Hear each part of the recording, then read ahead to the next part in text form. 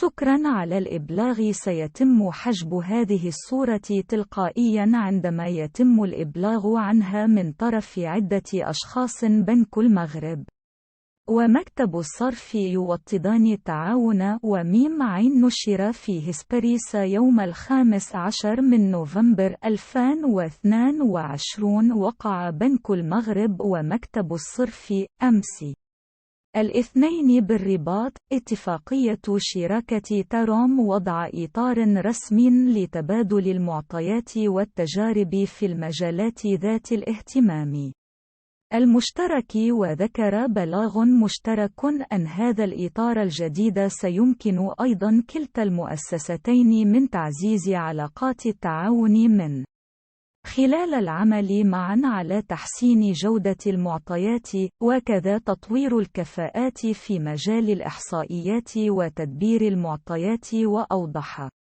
المصدر ذاته أن الاتفاقية تنص على إحداث لجنة مكونة من ممثلي الطرفين تتولى تتبع تنفيذ خطة العمل المحددة وفق وتيرة سنوية. ويعكس توقيع هذا الاتفاق الإرادة المشتركة لكل من بنك المغرب ومكتب الصرف للنهوض بعلاقتهما التعاونية، خاصة فيما يتصل بتبادل التجارب والممارسات الفضلى وتعزيز موثوقية المعطيات.